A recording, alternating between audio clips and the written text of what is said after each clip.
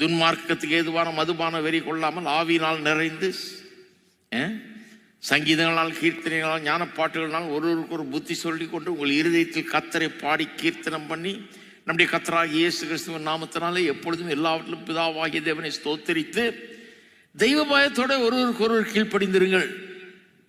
இது என்னன்னு நிறைய பேருக்கு விளங்கல. இது என்னத்தையோ பேசுறாரு. திடீர்னு வர்ஷிப்பை பற்றிலாம் பேசுறாரு. சங்கீதம், கீர்த்தனை, ஞானப்பாட்டு, உங்கள் இருதயத்தில் கர்த்தரை பாடி ஆவியினால் நிறைஞ்சி. இதுக்கும் திருமணத்துக்கு என்ன இருக்குது அப்படின்னு நினைக்கிறோம். அப்படியே பேசிட்டு தெய்வ பயத்தோட ஒருவருக்கு ஒருவர் கீழ்ப்படிந்திருக்கின்றார். நம்ம எல்லாருமே சகோதர சகோதரிகள். கணவன் மனைவினா இருந்தா கூட கிறிஸ்துவுக்குள்ள நம்ம எல்லாரும் சகோதர சகோதரிகள தானே இருக்கிறோம். அப்ப ஒருவருக்கு ஒருவர் கீழ்ப்படிந்திருக்கு எல்லாருக்கும் பொருந்தும், கணவன் மனைவி கூட பொருந்தும்.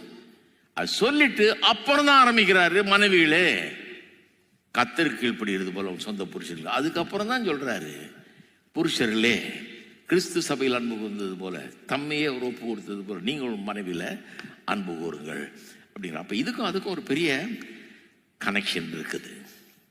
அப்ப ஆவியானவர் எப்படி இந்த நம்மகிட்ட இல்லாத ஒரு குணத்தை இயல்பாக பாவத்தின் மூலமா நமக்கு உண்டா இருக்கிற புத்தியை மாத்தி நம்மகிட்ட இல்லாத ஒரு அற்புதமான தெய்வீக குணத்தை எப்படி தர்றாருங்கிறத கவனிக்கணும். அதுக்குதான் இந்த ஆவியில நிறைந்து அப்படின்னு வருது. ஆவியானவருடைய கிரியை பற்றி புதிய ஏற்பாட்டில் முதல்ல ரொம்ப விவரமா போதிக்கிற பகுதி யோவான் எழுதின சுவிசேஷம். யோவான் 14:17 சொல்லப்பட்டிருக்கிறது, உலகம் அந்த சத்திய ஆவியானவரை காணாமலும் அறியாமலும் இருக்கிறபடியால் அவரை பெற்றுக்கொள்ள மாட்டாது. இது மற்றதெல்லாம் கவனிக்க வேணாம். நம்ம சத்திய ஆவியானவர்ன்ற வார்த்தைகள் இயேசு இங்க சொல்றாரு. அவர் ஆவியானவர் சத்திய ஆவியானவர்.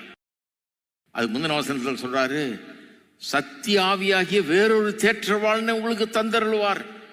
அதாவது பரிசுத்த ஆவியை எப்படி தேவன் அனுப்புவார், அவர் எப்படி உங்களுக்கு உதவி செய்கிறவரா இருப்பார்னு சொல்லும் போது சத்திய ஆவியானவர் சத்திய ஆவியானவர்னு 16, 17 2 வசனத்திலையும் அதை சொல்றாரு.